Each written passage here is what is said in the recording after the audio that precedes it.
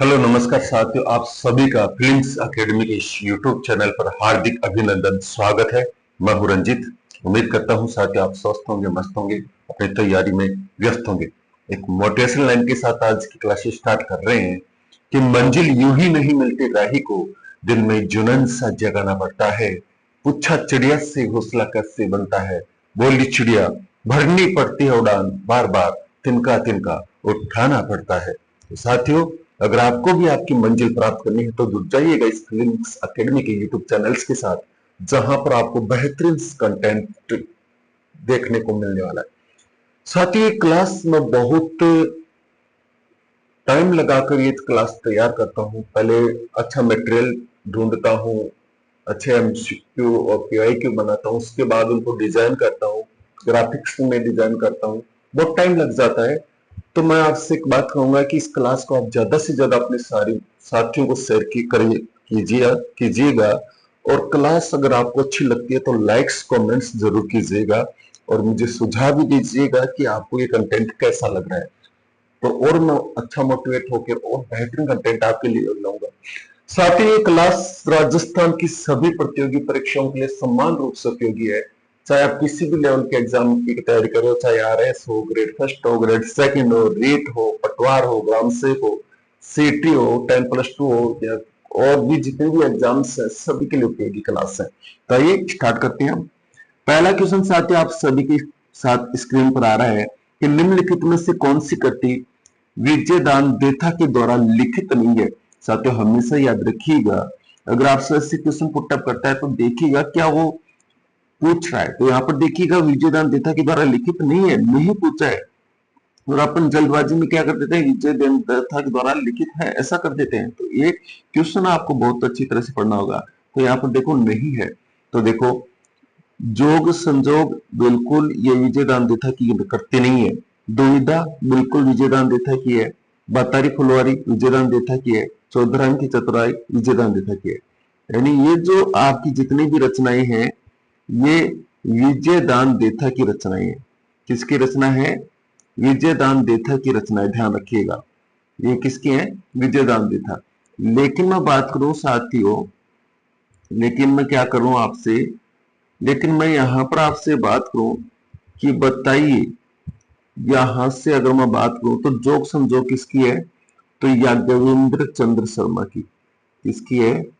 याज्ञवेंद्र चंद्र शर्मा की करती है। ये फैक्ट भी आपको ध्यान में रखना है, ठीक है। देखिएगा इसकी कुछ व्याख्या भी मैंने दे रखी है कि विजयदान देथा की मुख्य रचनाएं कौन कौन सी है। तो देखिएगा दुविधा होगी, उलझन होगी, आलेखो हिटलर होगी, स्वतंत्र होगी, अंतराल। साथियों बहुत बार एग्जाम में क्वेश्चन ऐसे कैसे पूछे जाते हैं, तो ध्यान रखिएगा यहीं से क्वेश्चन पुटअप होते हैं। यादवेंद्र चंद्र शर्मा की रचनाएं देखो साथियों, जोग संजोग होगी, जमारो होगी, समंदर और थार होगी, चांदा सेठानी होगी, हूँ गोरी किन प्यूरी। ये सभी की सभी रचनाएं किसकी? आपके यादवेंद्र शर्मा की रचनाएं। चलो साथियों चलते हैं नेक्स्ट क्वेश्चन की ओर। खेजड़िली मेला किससे संबंधित है? जी आपको चार ऑप्शन दे रखे हैं, अंजना देवी, अमरता देवी, रूमा देवी, झमकू देवी।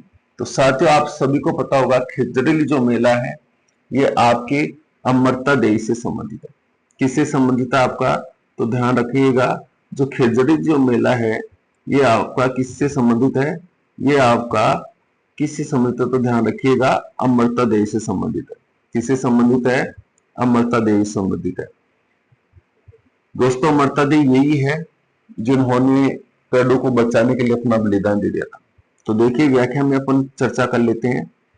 ये व्याख्या मैं इसलिए दे रहा हूं कि यहां से व्याख्या से भी आपको एग्जाम में क्वेश्चन मिल सकते हैं। व्याख्या इसलिए बनाई है मैंने कि इस प्रकार के क्वेश्चन भी आपको आने वाले टाइम में मिल सकते हैं। तो यहाँ से आपके जो 20-21 क्वेश्चन लेकर आऊँ, ये 20-21 क्वेश्चन नहीं है बल्कि पूरे 50 क्वेश्चन है व्याख्या के अकॉर्डिंग देखा जाए तो। ध्यान दीजिएगा 11 और 12 सितंबर 1730 की घटना है। खेजड़िली मेला भाद्रपद शुक्ल दशमी को बढ़ता है। मारवाड़ के राजा अभय सिंह के महामंत्री और दीवान गिरधर दास भंडारी जिन्होंने चूना पकाने के लिए खेजड़ी काटने पर जोर दिया और आदेश के तहत खेजड़ी काटने के लिए लोग आए। अमरता देवी के नेतृत्व में 363 लोगों ने, ध्यान रखिएगा साथियों कितने लोगों ने? 363 लोगों ने खेजड़ी को बचाने के लिए अपना क्या किया था, बलिदान दिया था। अब सातवें क्वेश्चन यहाँ पर और मैं आपको बता देता हूं कि तेजा दशमी हो, खेजड़ी मेला हो और आपका सुगंध दशमी, ये तीनों जो पर्व है वो आपके भाद्रपद की शुक्ल दशमी को मनाए जाते हैं। तो एक बात ये भी आपको ध्यान में रखना, खेजड़ी मेला हो गया, तेजा दशमी हो गया, सुगंध दशमी, और तीनों कब आते हैं आपके भाद्रपद की शुक्ल दशमी को आते हैं। ध्यान रखना, भाद्रपद शुक्ल की BS10 इंग्लिश में लिख दिया मैंने, भाद्रपद शुक्ल दशमी को आते हैं। तो ये फैक्ट भी आपको क्या करना है, ध्यान में रखना है। चलो साथियों आगे चलते हैं नेक्स्ट क्वेश्चन की ओर। तेरह ताली नृत्य का संबंध किस लोक देवता से? दोस्तों आप सभी को पता होगा तेरह ताली नृत्य का जो संबंध है वो किस लोक देवता से आपका, तो आपको सभी को पता होगा तेरह ताली नृत्य का संबंध है वो बाबा रामदेव जी से। किससे है? बाबा रामदेव से। रोने चारा धनिया, है ना, तो बाबा रामदेव से संबंधित है। ठीक है, ये फैक्ट भी आपको ध्यान में रखना है। चलो सोचियो, अगला क्वेश्चन आपकी स्क्रीन पर आ रहा है। हड़प्पा संस्कृति के समुद्र तटीय नगर को पहचाना है, बहुत इंपॉर्टेंट फैक्ट है। हड़प्पा संस्कृति के समुद्री तटीय नगर कौन सा है? क्या वो रोजड़ी है, क्या वो बनवाली है, क्या वो चन्हुद्रो है, या सुरकोटड़ा है? देखो साथियों यहाँ पर कुछ क्वेश्चन मैंने पहले ही राइट का निशान लग गया जब ग्राफिक्स बना रहा था, तो ये माय मिस्टेक है।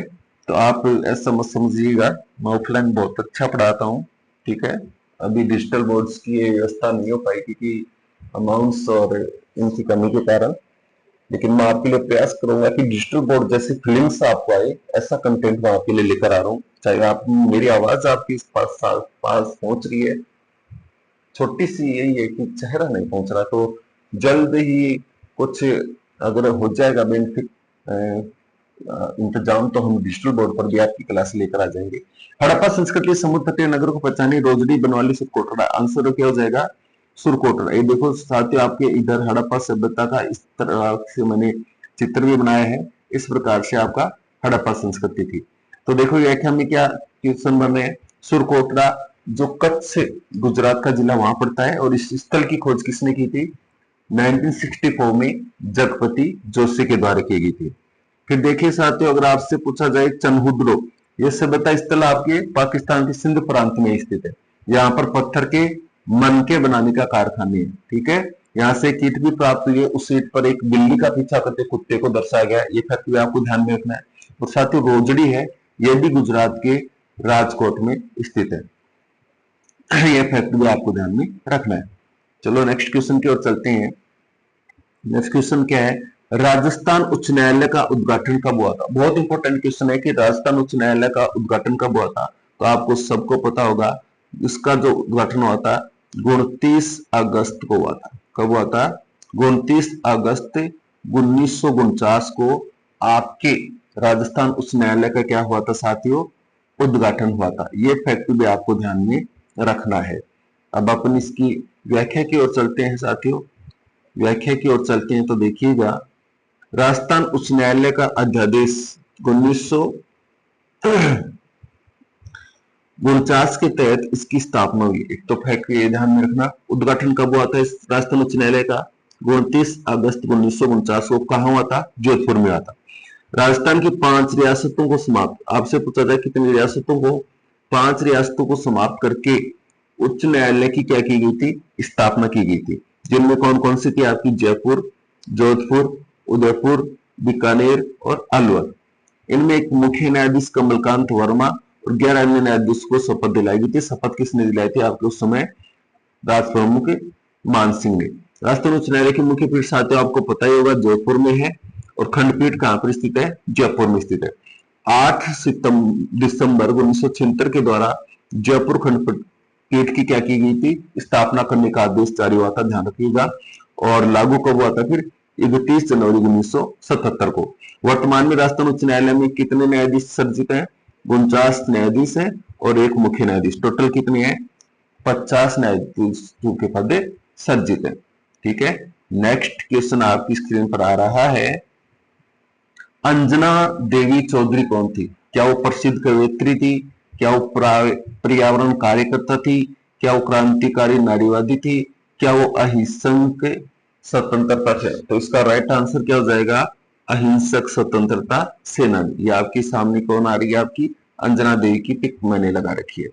व्याख्या में देखियो साथियों, इनका जन्म 1897 में सीकर जिले के श्रीमाधोपुर में अग्राल परिवार में हुआ था। ये राम नारायण चौधरी की क्या है, पत्नी है। पर्दा प्रथा त्याग कर किसानों के साथ आंदोलन में सक्रिय हुई थी। बिजोलिया किसान आंदोलन और बूंदी किसान आंदोलन में महिलाओं का नेतृत्व। अगर आपसे क्वेश्चन पूछा जाए बिजोलिया किसान आंदोलन और बूंदी किसान आंदोलन में महिलाओं का नेतृत्व करने वाली महिला कौन थी, तो वो कौन थी, आपकी अंजना देवी ही थी। अंजना देवी चौधरी राजस्थान में रियासती कालीन सबसे पहले गिरफ्तार होने वाली महिला भी। रियासत कालीन सबसे पहले गिरफ्तार होने वाली महिला का क्वेश्चन पूछ रहे तो क्या बताओगे आप, अंजना चौधरी बताओगे। नेक्स्ट क्वेश्चन देखिएगा, निम्नलिखित में से कौन सा एक सुमेलित नहीं है, नहीं पूछा है तो देखिएगा। देलवाड़ा शिलालेख 1234 ईस्वी का है। सुंडापुरत शिलालेख 1262 ईस्वी का है। बिजोलिया शिलालेख 1170 ईस्वी का है। चीरा शिलालेख 1273 ईस्वी का। तो इसमें से आपको क्या बताना है, राइट आंसर बताना है। और इसका राइट आंसर क्या हो जाएगा लाडलो, इसका राइट जो आंसर हो जाएगा वो आपका है देलवाड़ा शिलालेख, क्योंकि ये सुमेलित नहीं है। क्योंकि यहाँ पर क्या आता है आपका 1434 आता, लेकिन यहाँ पर 1434 में आता है देलवाड़ा शिलालेख, लेकिन इसने यहाँ पर क्या कर दिया आपका, एक मिनट थोड़ा सा हो गया, ठीक है देख लेते हैं, कोई इश्यू नहीं है। तो यहाँ पर क्या हुआ आपका, यहाँ पर ये हुआ आपका कि जो देलवाड़ा शिलालेख है ये 1234 का नौकर कब का है, 1434। देखिए व्याख्या में चलते हैं अपन सीधे यहाँ से क्वेश्चन टपकेंगे। सुंडा पर्वत का शिलालेख, आपको पता है सुंडा माता का जो मंदिर है वहां पर ये शिलालेख लगा हुआ है। जालोर के चौहान वंश के राजाओं की जानकारी देता है सुंडा पर्वत शिलालेख। चौहानों की पतन की जानकारी भी ये देता है। फिर देखो चीरा शिलालेख की बात करें 1233 का, बिल्कुल सही है, चीरा आपके उदयपुर में पड़ता है। मेरा राजवंश के इतिहास की जानकारी देता है। और बप्पा रावल से लेकर समर सिंह की जानकारी भी इसमें देखने को मिलती है। देलवाड़ा का शिलालेख से देखो 1434 ईस्वी में मिलता है और शिलालेख में टंगटंग नामक एक मुद्रा की जानकारी मिलती है, बहुत इंपॉर्टेंट फैक्ट है ये। बिजोलिया शिलालेख की बात करें 1170 ईस्वी का है और सोमेश्वर चौहान के समय का है। ये बात बिल्कुल क्या है, राइट है। नेक्स्ट क्वेश्चन की ओर चलते हैं। निम्नलिखित में से कौन सी पेढ़ी दिलवाड़ा जैन मंदिर माउंट आबू का रख रखाव करती है, आपको बताना इनमें से कौन सी ऐसी पेढ़ी है जो दिलवाड़ा जैन मंदिर माउंट आबू का रख रखाव करती है। तो आपको सभी को पता होगा श्री कल्याण जी परमानंद जी पेढ़ी। बहुत इंपॉर्टेंट क्वेश्चन आपके सामने है, इधर मैंने पिक भी लगा रखे जैन मंदिरों की। तो देखिए व्याख्या बिल्कुल डिजिटल बोर्ड की तरफ लिंक्स आनी चाहिए, ऐसा कंटेंट मैं लेकर आता हूँ, बहुत मेहनत लगती है केवल आपके लिए। देखिएगा व्याख्या में, देलवाड़ा के अंदर 5 जैन मंदिर स्थित है और सिरोही के अंदर मीरपुर जैन मंदिर भी स्थित है, ध्यान रखिएगा। इन सभी मंदिरों का रखरखाव करने वाली समिति कौन सी है, श्री कल्याण जी परमानंद जी पेढ़ी नामक समिति करती है। समिति का मुख्यालय ब्रह्म कुमारी संस्थान के पास में माउंट आबू में स्थित है, ध्यान रखिएगा इस बात को। देखिएगा साथियों 5 जो जैन मंदिर है उनके बारे में मैं थोड़ी सी व्याख्या लिख कर आया हूं। तो देखिएगा विमल वसई जैन मंदिर की बात में देलवाड़ा का प्राथमिक मंदिर इसको बोलते हैं। भगवान आदिनाथ प्रथम जो तीर्थ हैं जैन धर्म के उनको समर्पित है। निर्माण की बात 1031 ईस्वी में करवाया गया था, किसके द्वारा, वास्तुकार है कीर्तिधर और विमल शाह के द्वारा इसका निर्माण करवाया गया था। भीमदेव सोलंकी के मंत्री विमल शाह परमार वंश के काल में ये बना था, ठीक है। पीतलहर फिर देखिएगा लूण वसई की बात करें तो वास्तुकार शोभन देव या शोभन देव भी आप इसको बोल सकते हैं, भगवान निमिनाथ को समर्पित है और इसको वास्तुपाल तेजपाल के द्वारा बनाया गया था। देवरानी जेठानी के गोखड़े इसी मंदिर के दाएं बाएं स्थित है, ये फैक्ट भी आपको ध्यान में रखना। फिर देखिएगा पित्तलहार जैन मंदिर की बात करें इसे भीमाशाह का मंदिर भी कहा जाता है। 108 मन की पित्तल की प्रतिमा भगवान आदिनाथ की है। पित्तलहर मंदिर भी इसको कहते हैं, इसका निर्माण भीमाशाह के द्वारा कराया गया था। फिर अगला देखो पार्श्वनाथ जैन मंदिर जिसे खारा तारा मंदिर भी बोलते हैं, सिलावटों का मंदिर भी बोलते हैं। भगवान पार्श्वनाथ जो जैन धर्म के 23 तीर्थंकर है, इनकी 4 मुख वाली प्रतिमा जिस कारण इसको चौमुखा जैन मंदिर भी बोलते हैं। और 5वां एक जैन मंदिर है वो आपका किसका है, यहाँ पर है भगवान महावीर जी का जैन मंदिर भी देखने को मिलता है। ये फैक्ट भी आपको ध्यान में रखना है। चलो साथियों नेक्स्ट क्वेश्चन की ओर चलते हैं। श्रीधर मकम कृष्ण मूर्ति के संदर्भ में निम्नलिखित कथनों पर विचार कीजिए। उन्होंने भारत में रक्षा प्रौद्योगिकी को ज्ञान दिया, 2024 में पद्मश्री पुरस्कार दिया गया, वह शिक्षा नीति और सुधारों से जुड़े हैं। तो इसका जो राइट आंसर है साथियों वो कौन सा होगा, तो ध्यान रखिएगा 2 और 3 इज राइट आंसर हो जाएगा। व्याख्या में चलते हैं। श्रीधर मकम कृष्णमूर्ति कर्नाटक के निवासी है और इनको 2024 में शिक्षा और साहित्य के क्षेत्र में क्या कुछ पुरस्कार दिया गया था, आपका पद्मश्री सम्मान दिया गया था। तो 2 और 4 जिसमें आंसर है वो आपका क्या हो जाएगा, राइट आंसर। 2 और 3 सॉरी 2 और 3 आपका क्या है इसमें राइट आंसर है। नेक्स्ट क्वेश्चन की ओर चलते हैं। निम्नलिखित में से कौन बंगाल चित्रकला शैली से संबंधित नहीं है? क्या राजा रविवर्मा है, रविंद्रनाथ टैगोर है, विनोद बिहारी मुखर्जी या नंदलाल बोस? इसका जो राइट आंसर होगा वो क्या हो जाएगा आपका राजा रविवर्मा, क्योंकि राजा रविवर्मा का संबंध कहां से है, त्रावणकोर केरल से है। कहां से है, त्रावणकोर केरल से।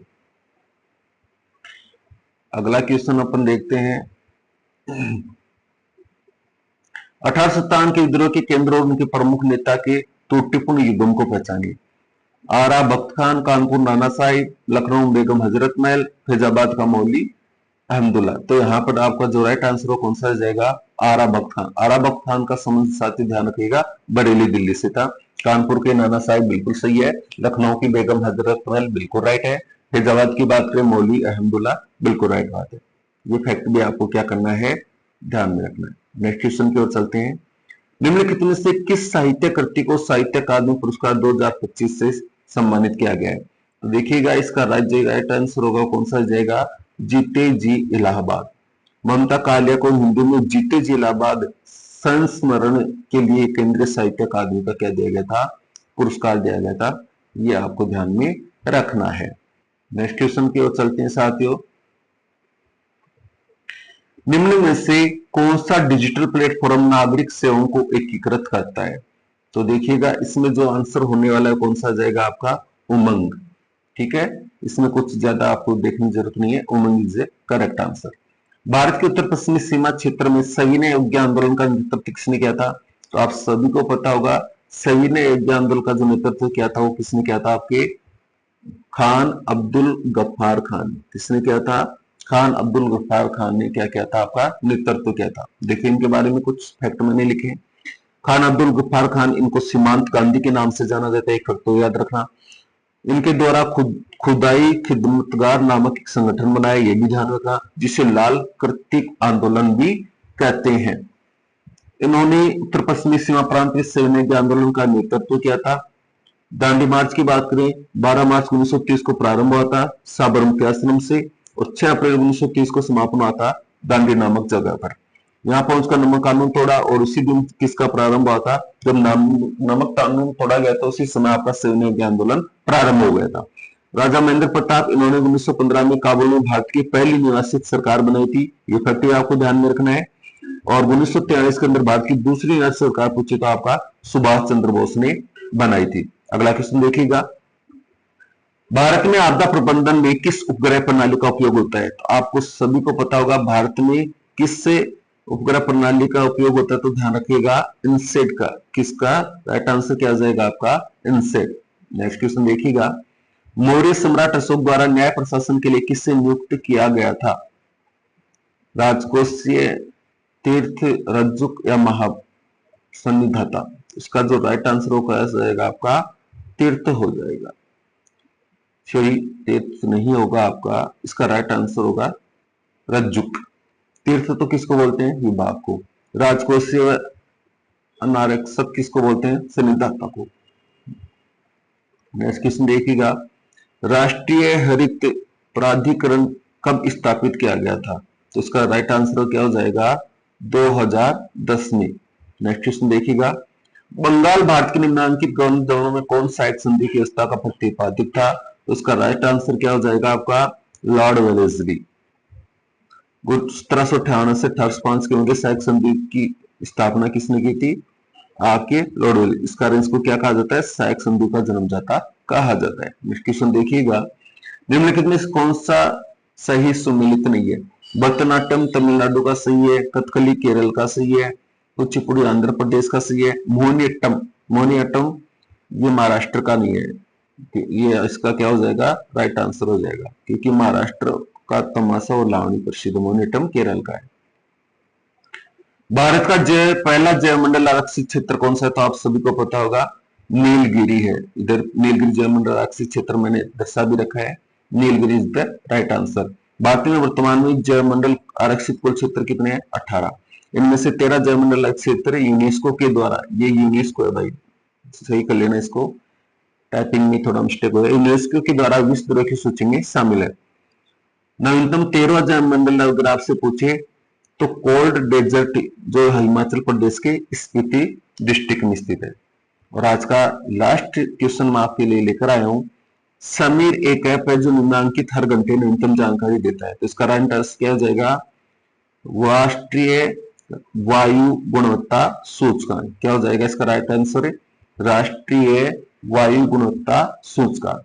इसी के साथ आज की क्लास होती है साथियों बेहतरीन एमसीक्यू क्वेश्चंस के साथ समाप्त।